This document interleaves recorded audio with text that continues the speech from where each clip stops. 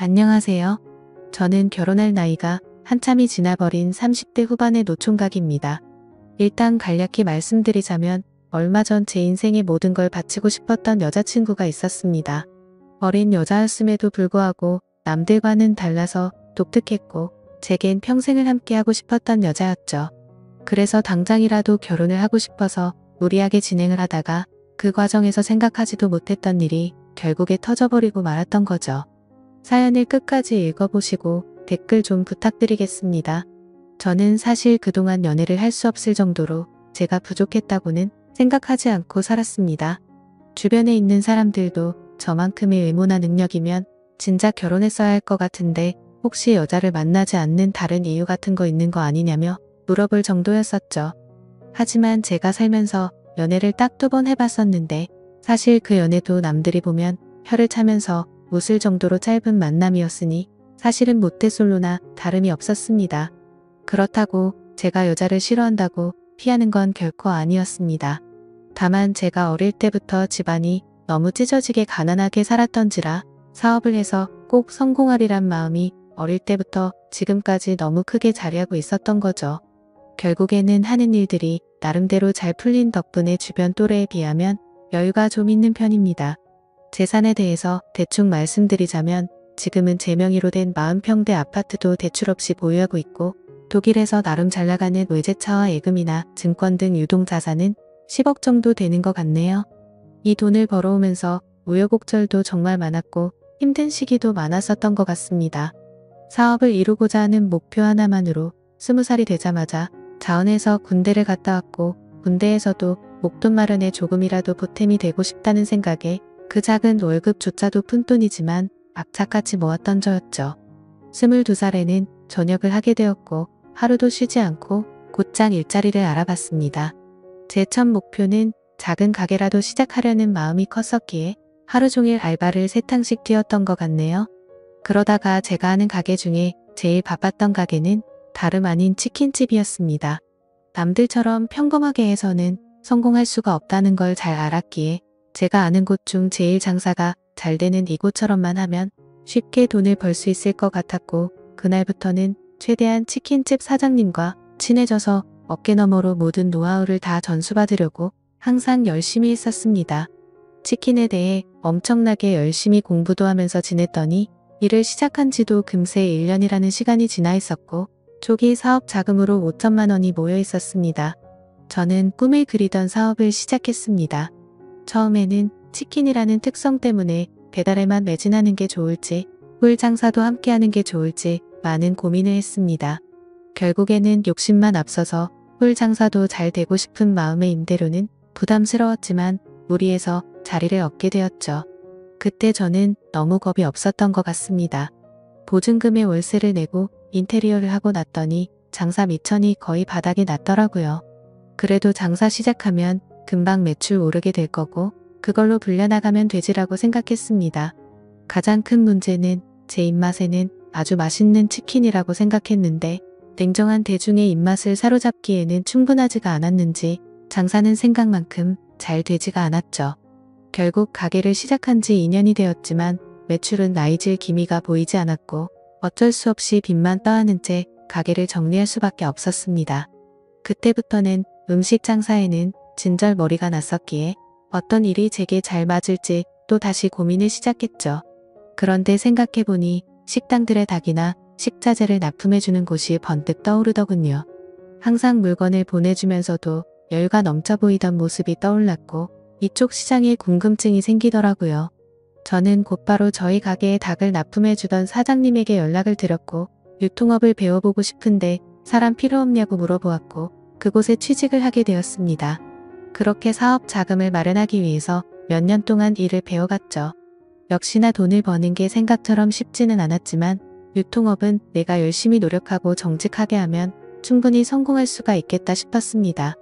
그래서 결국 저는 몇 년 동안 배운 노하우와 자금을 바탕으로 특유의 친화력을 앞세워서 열심히 영업을 시작했고 지금까지 연애는커녕 제대로 쉬지도 않고 쉼없이 달려오다 보니 나름대로 업계에서도 알아줄 정도로 사업 규모도 커지게 됐고 안정적으로 기반도 갖춰지게 되었죠. 그렇게 제가 꿈꾸던 목표를 나름대로 이뤄지고 제 자신을 돌아보니 뭔가 많이 허망하더군요. 그 오랜 시간 동안을 사치는 금물이었기에 여자들과 어울려서 논다거나 이런 건 생각조차 하지 않고 지냈고 주변에서 여자친구를 소개시켜준다고 했지만 귀에 들어오지도 않았습니다. 그런데 이제는 제 나이를 돌아보니 나이도 40대를 앞두고 있었고 술을 마시다 보면 제 스스로 외롭다면서 한탄하는 모습이 보이더군요. 그러다가 이대로는 안 되겠다 싶어서 발등에 불 떨어진 건 마냥 여기저기 사교 모임에 나가기 시작했습니다. 아니나 다를까 여자들을 상대한 경험이 너무 없었던 저는 모든 게 낯설었죠. 그렇게 몇 달 동안 여러 차례 모임에 나가다 보니 이것도 아니다 싶은 생각이 들 때였습니다. 식당 문이 열리면서 인사를 하고 들어오는데 정말 주변에 있는 모든 남자들이 쳐다볼 정도로 예쁜 외모의 여자가 들어왔습니다. 솔직히 말해서 저 외모에 왜 이런 모임에 나오는 걸까라는 생각이 들었었죠. 그런데 알고 보니 그 여자는 모임에 자주 나오던 대학생 여동생이 있는데 그 사람의 친구라고 얘기를 해주더군요. 그러더니 그녀는 잠시 친구 얼굴만 보고 선약이 있어서 가봐야 한다며 잠깐 앉아있다가 모두에게 인사를 하고는 가버렸습니다. 정말 제 인생에 있어서 이런 떨림을 가지게 될 거란 건 생각조차 못했습니다. 하지만 저도 나름대로 남들에 비해서는 능력도 갖췄기에 용기를 내게 되었죠. 그날이 지나고 모임에 자주 나오던 여동생에게 연락을 해서 말했습니다. 오빠가 사실 그때 데리고 왔던 친구한테 관심이 있어서 그런데 혹시 소개 좀 시켜줄 수 있을까? 만약에 그 친구랑 잘 되면 진짜 마음에 드는 선물 한턱 쏠 테니까 주선 좀 해줘라고 말했습니다.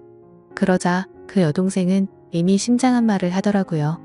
소개는 어렵지 않은데 제 친구 보통 내기는 아닌데 감당할 수 있겠어요? 무슨 말이지 싶기도 했지만 사실 그때는 그런 건 귀에 들어오지도 않았었죠. 결국 그 여동생은 소개는 잡아보겠다고 했고 며칠 뒤에 소개를 받기로 약속을 잡았습니다. 그날 처음 만나는 자리였고 가능한 이야기를 많이 나누고 싶은 마음의 음이 따로 구분된 아주 비싼 고급 레스토랑에 예약을 해두었죠. 약속한 당일 저는 미리 도착을 했고 그녀는 빨간 원피스를 입고서 들어오는데 무슨 연예인이 들어오는 건가 싶어서 정신을 못 차리겠더군요. 그렇게 미리 준비했던 음식들이 차례대로 나왔고 그녀는 고급스러운 음식들이 만족스러웠는지 아니면 제가 마음에 들었는지 모르겠지만 다행스럽게도 저희는 같이 웃음을 지으면서 즐겁게 이야기를 이어나갔습니다. 그러더니 이렇게 비싼 레스토랑에는 자주 오시나 봐요? 라고 물어보더군요. 저는 사실대로 말하는 게 좋겠다 싶어서 웃으면서 대답했습니다. 오늘 예지씨 처음 보는 날이라서 놀이 좀 했다며 자주 오진 않아요. 라며 웃었죠. 그러자 그녀도 저도 이런 데는 처음 와보는데 뭔지도 모르고 그냥 먹는 거라고 하더라고요. 순수해 보이는 모습에 저는 그녀에게 더욱 호감을 느끼고 있었습니다. 그렇게 이런저런 얘기를 주고 받다가 와인을 한 잔씩 하다 보니 그녀는 취기가 올라왔는지 두 볼에 손을 대고서 저를 빤히 쳐다보더니 나이에 비해서 동안이고 귀엽게 생기셨네요 라고 하더군요. 갑자기 무슨 말을 하는 건가 싶어서 놀랬지만 좋게 봐주는 듯 해서 속으로는 기분이 좋았죠.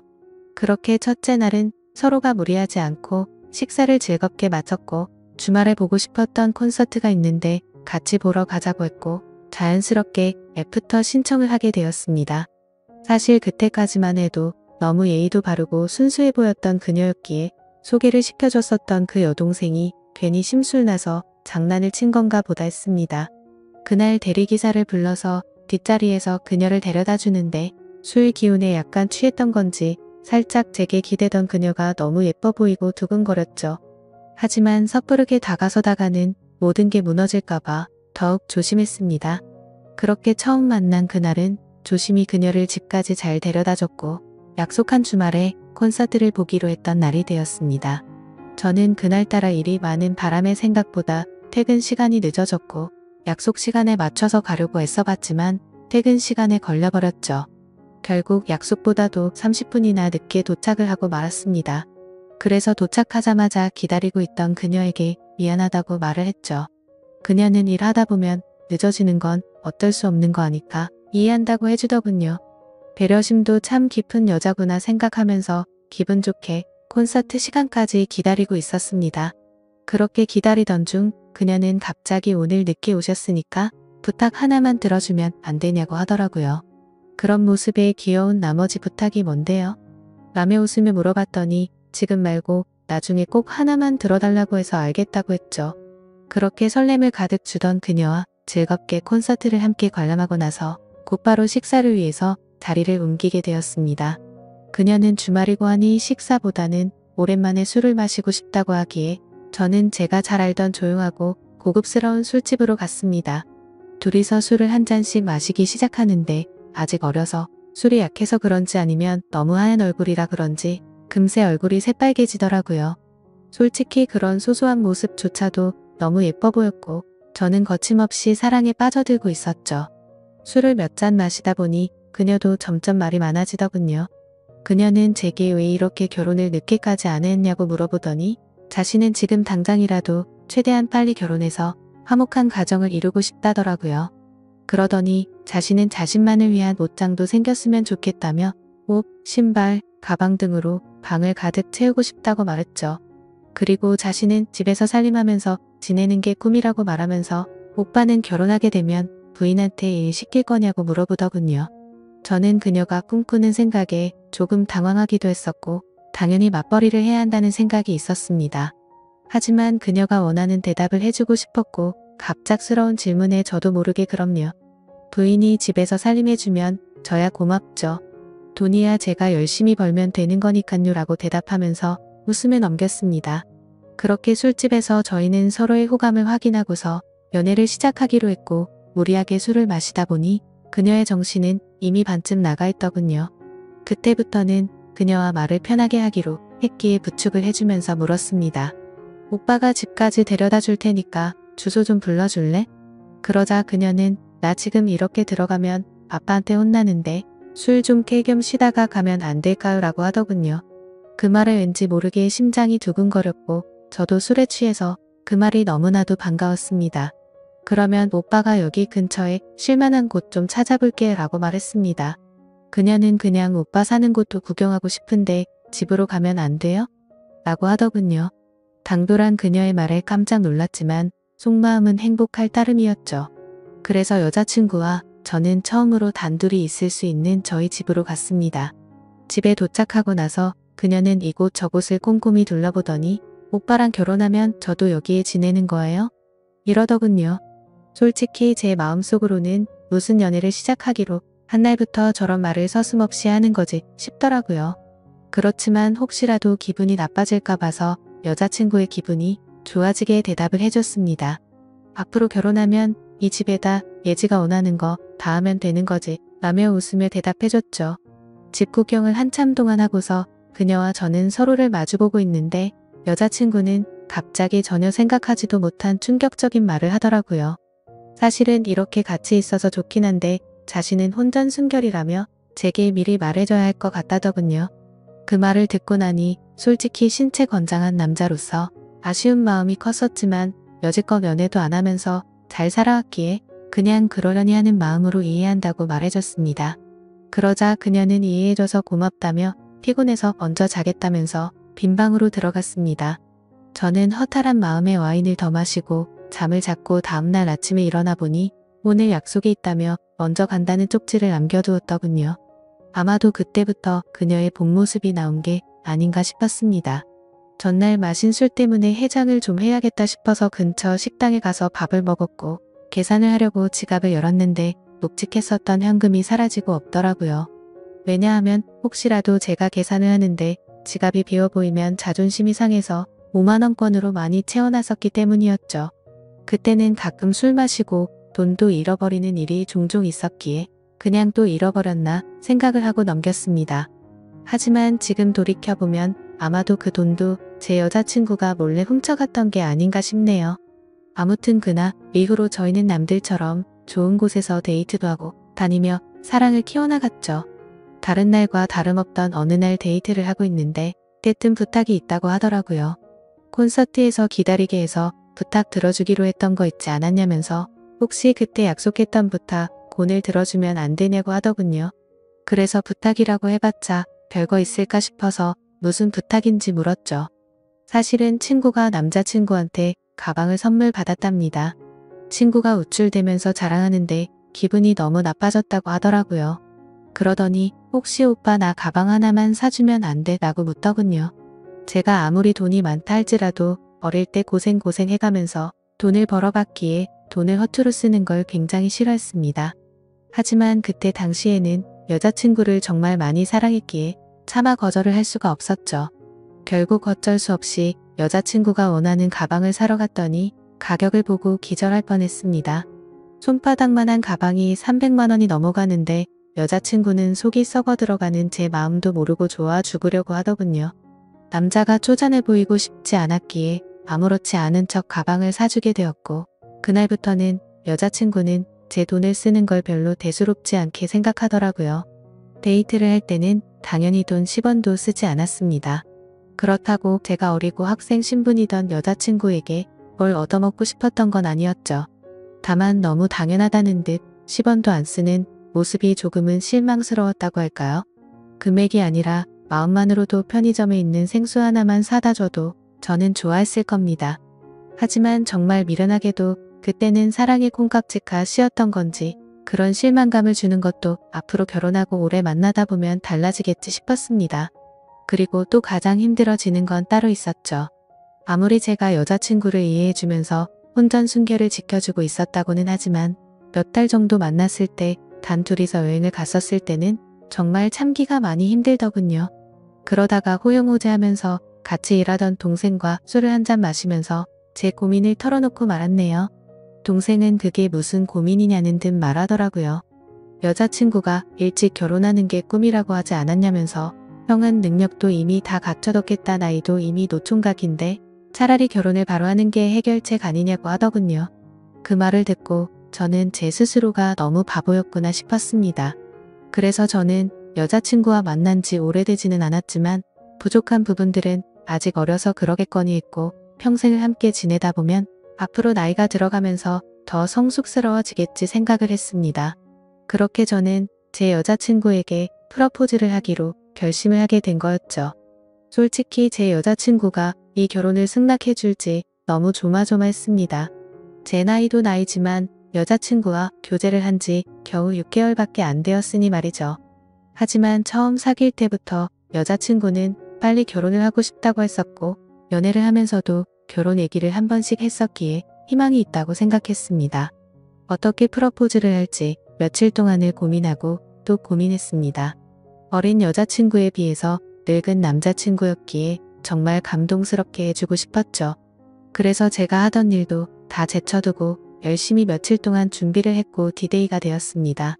여자친구는 전혀 눈치채지 못하게 해둔 상태였고 수업이 끝날 시간에 몰래 마중을 가서 무작정 태워서 이벤트 장소로 가려고 계획을 했습니다. 그렇게 설레는 마음으로 차에 앉아서 여자친구가 나타나기를 기다리고 있었습니다. 한참을 기다리고 있는데 제 눈앞에는 믿을 수 없는 광경이 벌어졌습니다. 제가 그토록 사랑하던 여자친구의 옆에는 키가 크고 아주 잘생긴 남자가 어깨에 동무를 하고 있더라고요.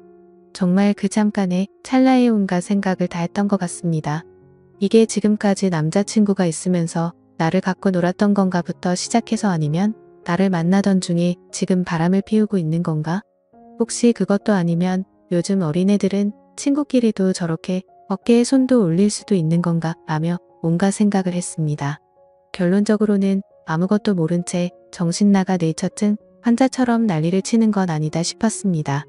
일단 기왕 이렇게 된 거 어떤 사이인지 몰래 따라가서 지켜보기로 했던 거죠. 프러포즈를 할 생각에 두근거리던 설렘이었는데 그때부터는 화가 나서 폭발해버릴 만큼의 두근거림으로 바뀌어 있었습니다.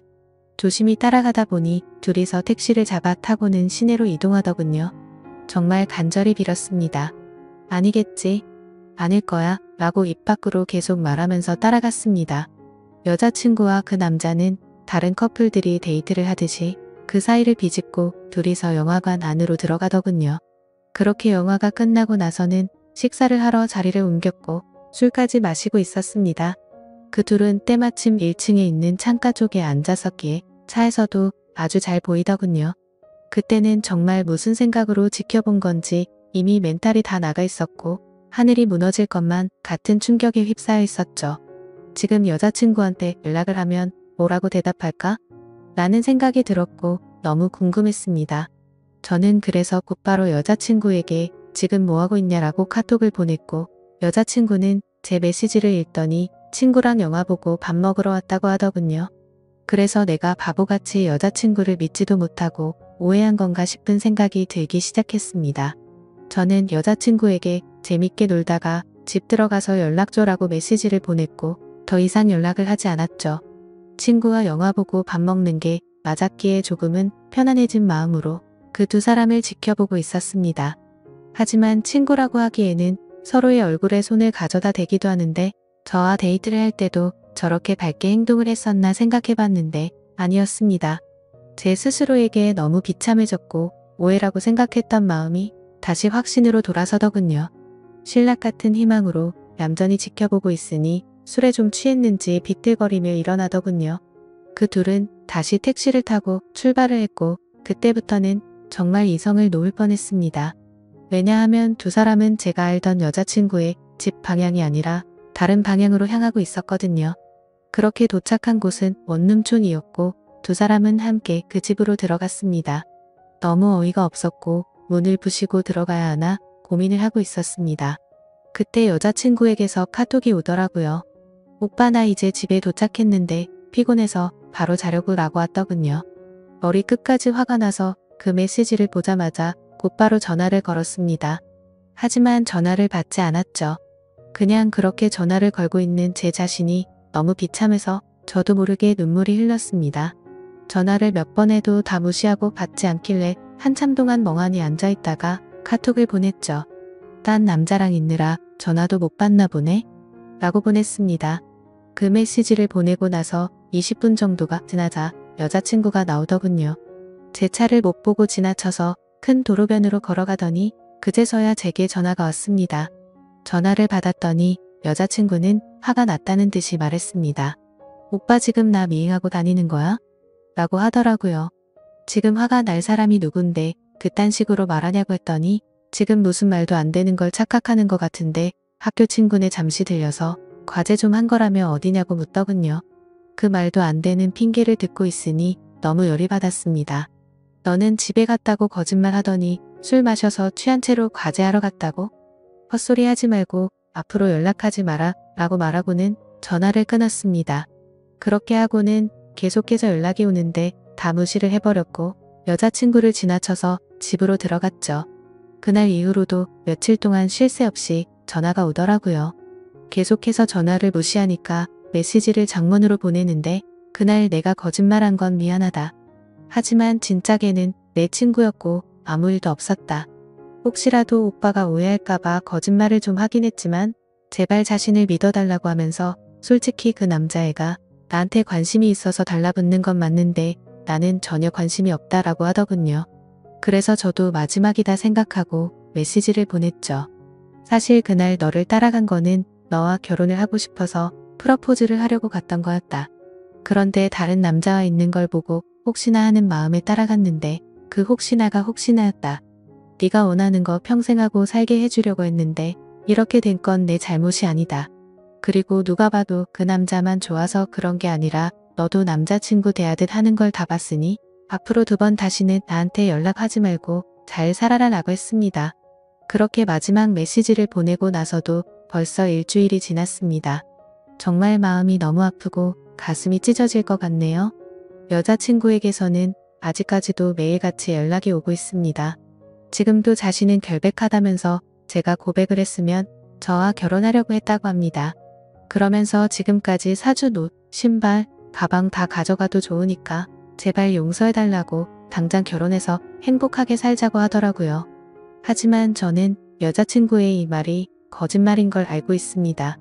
일주일 전 그날 집에 들어오자마자 저에게 여자친구를 소개해줬던 여동생에게 연락을 해봤었죠. 그리고 대뜸 이렇게 말했습니다. 너 내가 여자친구 소개해줘서 고맙다고 선물해준 거 100만 원 넘는 거 알지? 네가 지금부터 거짓말하면 네 선물도 도로 가져갈 거고 널 사기죄로 고소할 거라고 하지만 모든 걸 솔직하게 말해주면 선물도 필요 없고 너한테는 아무 말 안 하겠다. 내가 지금 예지가 다른 남자랑 있는 거 봤는데 키 크고 잘생긴 그 친구 너도 알지? 둘이 무슨 사이인지 솔직하게 말하라고 했습니다. 그러자 그 여동생은 말했습니다. 오빠 진짜 죄송해요. 저도 그 둘이서 사귀고 있는 건 전혀 몰랐어요. 오빠랑 예지가 사귀고 몇 달 정도 지났을 때 그 둘이서 비밀 연애하고 있던 걸 자신한테 들켰다고. 오빠한테는 절대로 비밀로 해달라고 해서 어쩔 수가 없었어요 라고 하더군요. 그 대답을 듣고 한참을 고민하다가 물었습니다. 마지막으로 하나만 더 물어볼게.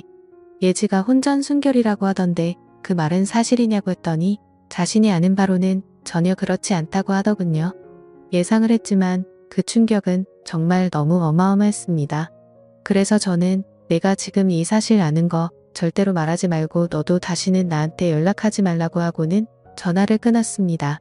도대체 이 여자는 무슨 생각이었을까요? 돈 없고 어린 대학생 남자친구가 마음에 안 들어서 저를 만났던 걸까요? 여러분들이 보실 때는 제가 어떻게 하는 게 좋을까요? 감사합니다.